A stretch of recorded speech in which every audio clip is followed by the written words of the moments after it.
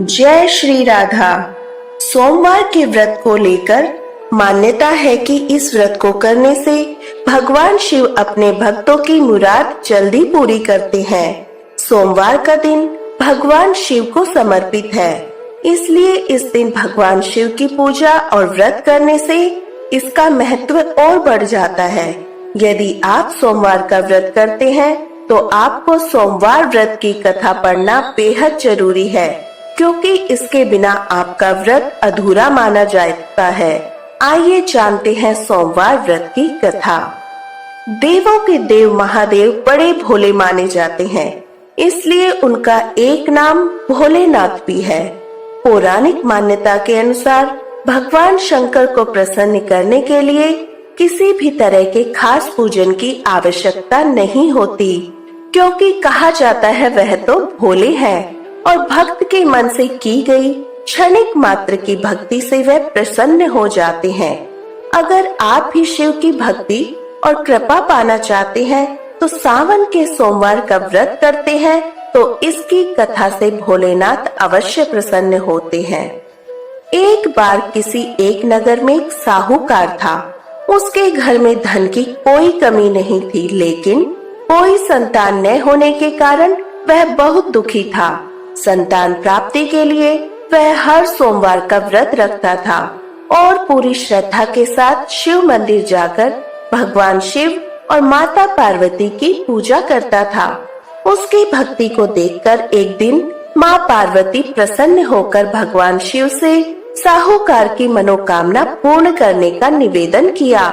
पार्वती जी के आग्रह पर भगवान शिव ने कहा, हे पार्वती, इस संसार में हर प्राणी को अपने कर्मों का फल मिलता है और जिसके भाग्य में जो लिखा हो उसे भोगना ही पड़ता है। लेकिन पार्वती जी ने साहूकार की भक्ति को देखकर उसकी मनोकामना पूर्ण करने की इच्छा व्यक्त की। माता पार्वती के आग्रह पर शिव जी ने साहूकार को पुत्र प्राप्ति का वरदान तो दिया, लेकिन उन्होंने बताया कि यह बालक 12 वर्ष तक ही जीवित रहेगा। माता पार्वती और भगवान शिव की बातचीत को साहूकार सुन रहा था, इसलिए उसे ना तो इस बात की खुशी थी और ना ही दुख। वह पहले की भांति शिव जी की पूजा करता रहा।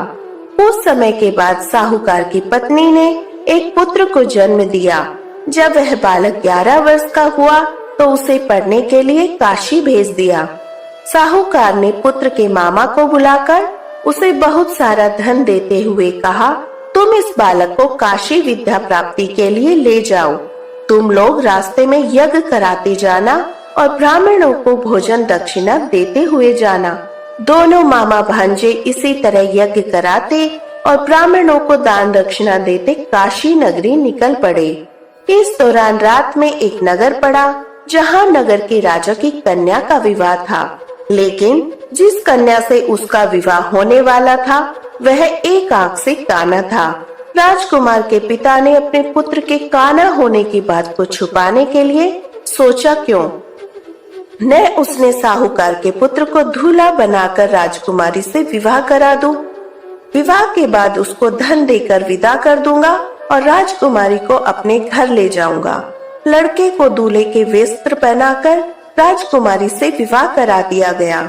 साहूकार का पुत्र ईमानदार था, उसे यह बात सही नहीं लगी, इसलिए उसने अवसर पाकर राजकुमारी के दुपट्टे पर लिखा कि तुम्हारा विवाह तो मेरे साथ हुआ है, लेकिन जिस राजकुमार के संग तुम्हें भेजा जाएगा वह एक आंख से काना है। मैं तो काशी पढ़ने जा रहा हूँ। जब राजकुमारी ने चुन्नी पर लिखी बातें पढ़ी तो उसने अपने माता पिता को यह बात बताई। राजा ने अपनी पुत्री को विदा नहीं किया, फिर तुरंत बारात वापस चली गई। दूसरी ओर साहूकार का लड़का और उसका मामा काशी पहुँचे।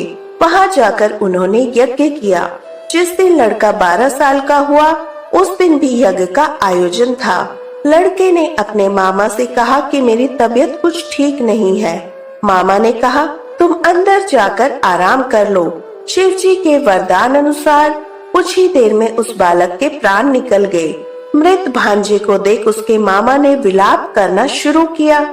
संयोगवश उसी समय शिवजी और माता पार्वती पर उधर ही से जा रहे थे। पार्वती माता ने भोलेनाथ से कहा, स्वामी, मुझे इसके रोने के स्वर सहन नहीं हो रहा। आप इस व्यक्ति के कष्ट को अवश्य दूर कीजिए। जब शिव जी मृत बालक के समीप गए तो वह बोले, यह उसी साहूकार का पुत्र है जिसे मैंने 12 वर्ष की आयु का वरदान दिया था।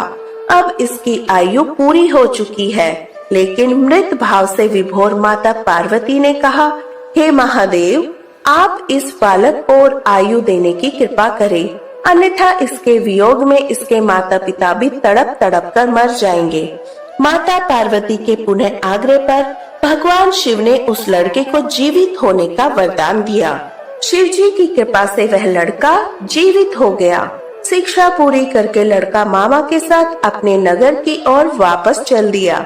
दोनों चलते हुए उसी नगर में पहुँचे जहाँ उसका विवाह हुआ था। उस नगर में भी उन्होंने यज्ञ का आयोजन किया। उस लड़के के ससुर ने उसे पहचान लिया और महल में ले जाकर उसकी खातिरदारी की और अपनी पुत्री को विदा किया।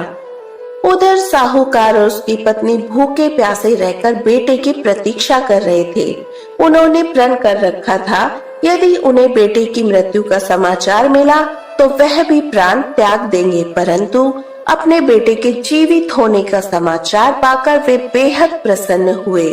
उसी रात भगवान शिव ने साहूकार के स्वप्न में आकर कहा, हे श्रेष्ठी, मैंने तेरे सोमवार के व्रत करने और व्रत कथा सुनने से प्रसन्न होकर तेरे पुत्र को लंबी आयु का वरदान दिया है।